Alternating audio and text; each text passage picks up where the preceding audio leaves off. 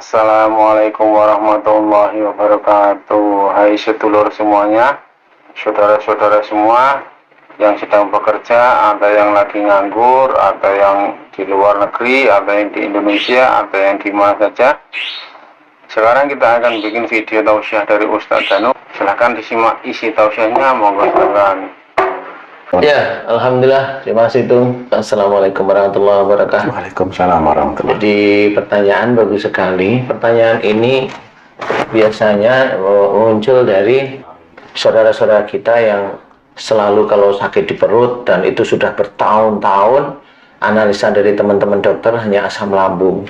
Ya nggak bisa disalahkan ya teman-teman dokter, karena memang ilmunya memang kalau seperti itu asam lambung. Kalau dari sisi apa sih, dari sisi akhlak, kemudian apa sih yang terjadi, insya Allah sebenarnya ya atas izin Allah itu sebenarnya. Jadi yang pertama kali dari sisi akhlak itu ada dua kemungkinan. Kalau memang itu di ulu hati, kemudian di perut, saya bilang ulu hati ini bisa aja lambung, kemudian di perut ini ya usus dan sebagainya isinya itu. Kalau di ulu hati itu, kalau dari sisi akhlak berhubungan dengan seseorang yang sakit di daerah ulu hati ini agak susah menerima masukan, agak susah menerima nasihat orang lain. Awalnya begitu. Apalagi kalau dia sakit mutah, berarti dia kalau diberi masukan, diberi nasihat itu ngebantah, membalikkan. Pokoknya kalau diberi masukan atau nasihat, entah itu orang tuanya, entah itu pasangannya, itu membantah. Nah itu ketahuan kalau mamanya dia makan selalu keluar lagi. Itu ceritanya makan itu sama seperti nasihat, nanti dikeluarkan, hatinya nggak mau, lambungnya nggak mau nerima. Itu terjemahan dari akhlak, dan itu dicirikan oleh Allah Ta'ala seperti itu. Jadi kalau itu ingin sembuh, mamanya punya anak yang belum akhir balik, masih bayi atau masih pokoknya belum akhir balik, kalau dia itu diberi susu mutah, dimakan mutah, ini berarti ada salah satu orang tuanya yang kalau diberi masukan, nasihat, ilmu-ilmu yang baik itu membantah, berkata-kata kembali. Jadi itu biasanya anaknya mutah, atau dia sendiri besok kalau dia sakit cirinya mutah. Jadi sakitnya apa aja itu dia itu mutah. Nah, di sini harus kita sadari dari sisi akhlak itu seperti itu. Di ulu hati kalau dia mual biasanya susah menerima nasihat orang lain. Kalau mamanya dia mutah, berarti di luar dia itu tidak menerima nasihat orang lain, biasanya terus menjawab. Jadi dia jawabnya asal-asalan, atau dinasihatin menjawabnya dengan emosi. Bukan memotong pembicaraan, bukan ya? Beda ya? Bisa aja sebenarnya dalam memotong pembicaraan, kan intinya marah kan bisa aja. Jadi itu semuanya intinya berhubungan dengan nasihat. Nasihat untuk memperbaiki dia sendiri, tapi dia tidak mau. Umpamanya seorang istri dinasihatin suami, dia menolak, nah itu nanti anaknya ada yang seperti itu. Dan kalau ciri sakit dia sendiri, istrinya ya begitu, nanti mutah-mutah, pusing, mutah-mutah, seperti itu. Yang dianalisa dokter ya masuk angin biasa.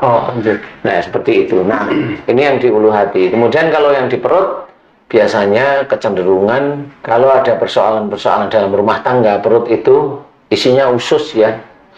Usus itu dipergunakan untuk menyerap sari-sari makanan.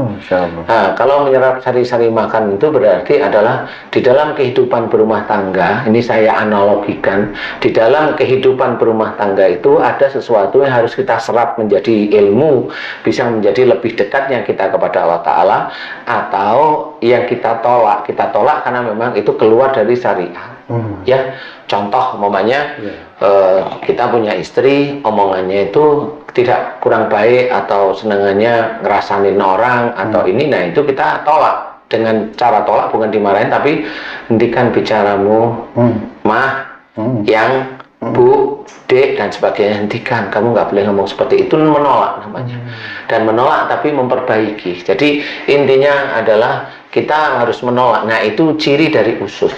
Tetapi ciri dari usus itu menyerap. Mana yang manfaat diserap, dijadikan energi, nantinya dijadikan ya ada mineral, ada macam-macam itu. Kemudian kalau yang tidak manfaat dikeluarkan melalui feses ya, apa namanya itu, kotoran ya, feses. Jadi itu sama di perut. Jadi kalau ada seseorang sakit di daerah perut, insya Allah berhubungan dengan emosional di dalam mencikapi kehidupan berumah tangga. Ini khususnya yang sudah berumah tangga. Tapi kalau orang ini belum berumah tangga, dia itu perutnya sakit, berarti dia hobinya kalau ada persoalan di dalam rumah tangga, entah itu dengan ibu, entah itu dengan ayahnya, dia selalu emosional.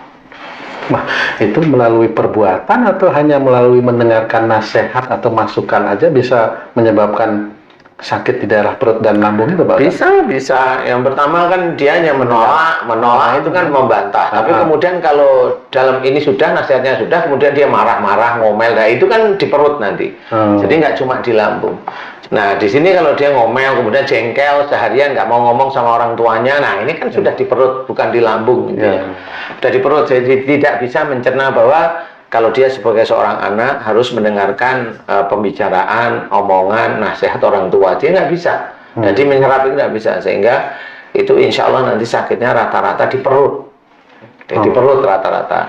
Apapun itu Pak Ustadz ya, apapun nasihatnya ya. Apapun nasihatnya sebenarnya. Kalaupun umpamanya seorang tua kita itu memberikan nasihat salah, ya nggak usah dilawan, diemin aja dulu, diemin dulu, kemudian kita yang istighfar, jangan sampai emosi, kemudian kita muji Allah dengan bertasbih, biarin aja orang tua seperti itu. Nanti suatu ketika orang tua nanti biasanya kalau dia orang tua baik, dia akan tanya, saya tadi salah nggak saya ngomong, nah itu baru diperbaiki. Jadi ada orang tua yang seperti itu, kalau udah umpamanya anaknya itu diem, nunduk, itu kan kelihatan bahwa anaknya itu tidak menerima tetapi tidak juga melawan.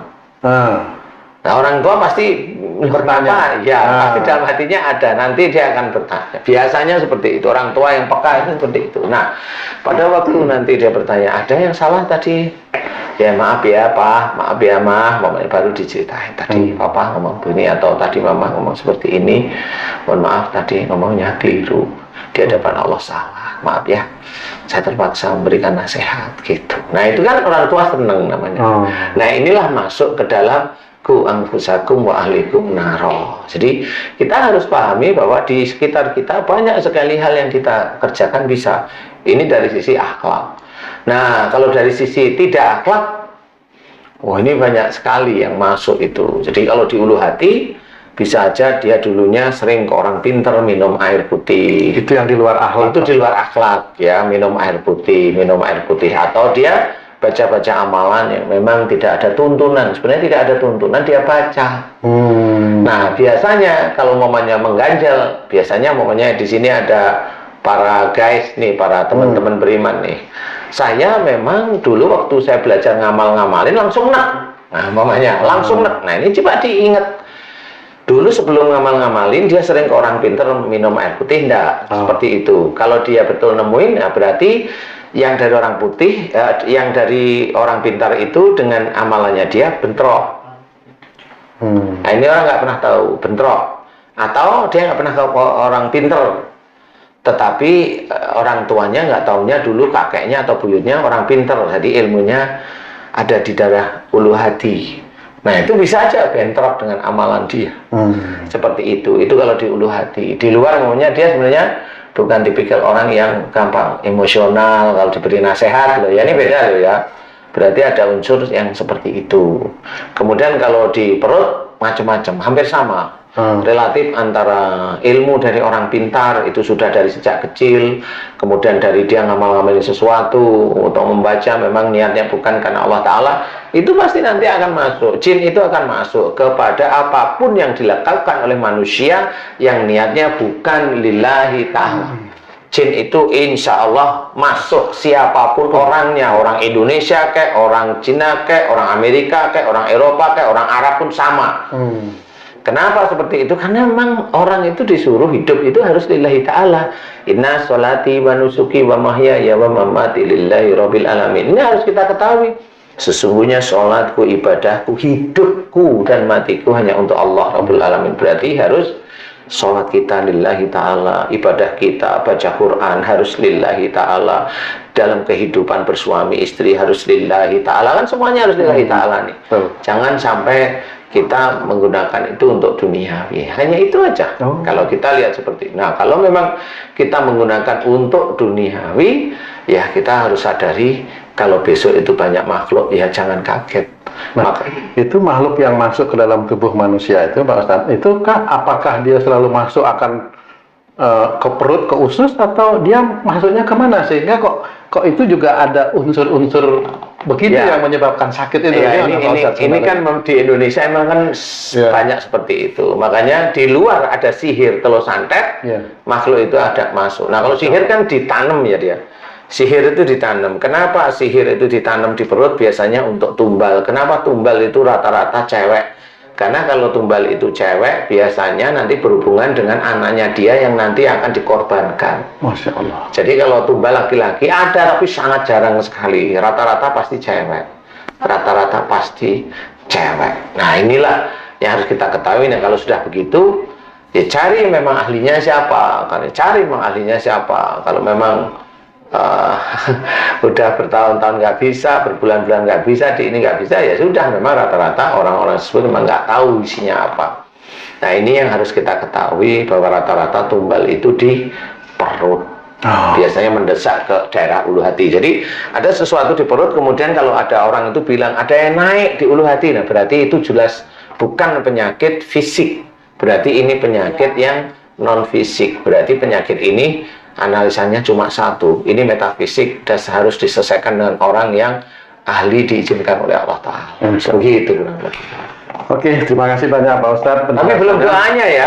Belum makanya itu. Belum. Jadi pengetahuan dulu. Pengetahuannya dulu. Pengetahuan dulu guys. Baiklah sahabat beriman yang dirahmati oleh Allah. Demikian tadi penjelasan dari guru kita Pak Ustadz Danu mengenai sakit yang umum sekali ya, di lambung dan di ulu hati yang kadang-kadang sering perih itu.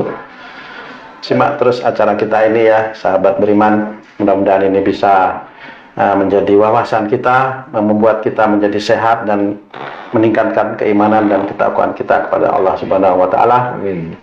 Kita jumpa lagi di sesi yang lebih menantang lagi. Ini ada beberapa pertanyaan yang sebentar kita akan bahas. Kita tetap tunggu kritik dan saran ya dari sahabat beriman semua dimanapun berada. Sangat penting itu supaya kita bisa meningkatkan lagi acara-acara di konten kita ini. Assalamualaikum warahmatullahi wabarakatuh. Waalaikumsalam.